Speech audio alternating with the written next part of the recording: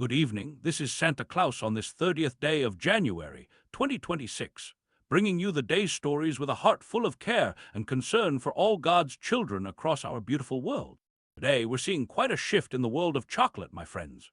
Cocoa prices have tumbled significantly, about two-thirds cheaper than last year, as chocolate makers have made their treats smaller and filled with less expensive ingredients.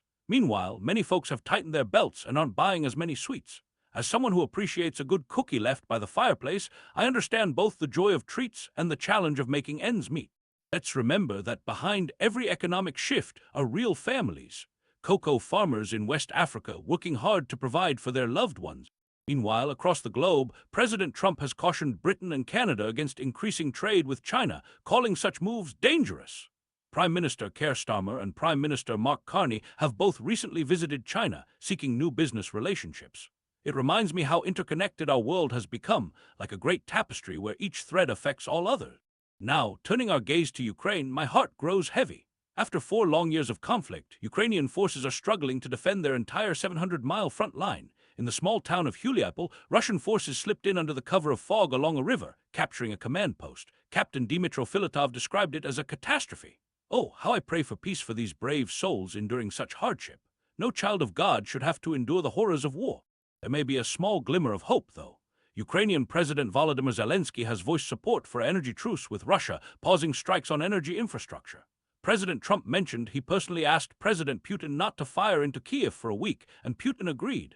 Perhaps this small step might lead to greater understanding and, God willing, eventual peace.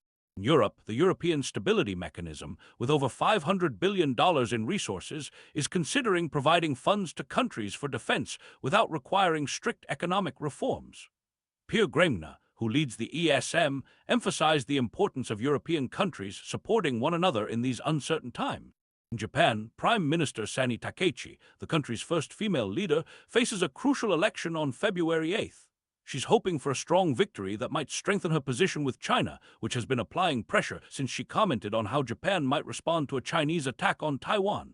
Let us hope dialogue and understanding prevail in this important region. Some encouraging news comes from Gaza, where Israel will reopen the pedestrian border crossing with Egypt this weekend. This represents progress in President Trump's Gaza ceasefire plan and may bring relief to many suffering families. In Burkina Faso, the military government has dissolved all political parties, claiming that their proliferation has fueled divisions among citizens and weakened the social fabric. The junta, led by Captain Ibrahim Traore since 2022, has transferred all party assets to the state. Let us keep the people of Burkina Faso in our hearts. Every child of God deserves dignity, representation, and peace. Back in the United States, President Trump has nominated Kevin Warsh to be the next chairman of the Federal Reserve. Warsh previously served on the Fed's board from 2006 to 2011 and will succeed Jerome Powell if confirmed by the Senate. This important position affects everyone's economic well-being, from the humblest home to the grandest enterprise. In Panama, the Supreme Court has annulled a contract that allowed a Hong Kong company to operate 2 ports at the Panama Canal. This decision reflects the ongoing competition between the United States and China for influence in the region. May wisdom guide all nations as they navigate these complex relationships. And finally, some hopeful news from Syria, where the government and a Kurdish-led militia have reached an agreement to integrate Kurdish forces into the Syrian military. This represents a significant step toward bringing calm after years of tension and conflict. How wonderful to see people coming together rather than moving apart.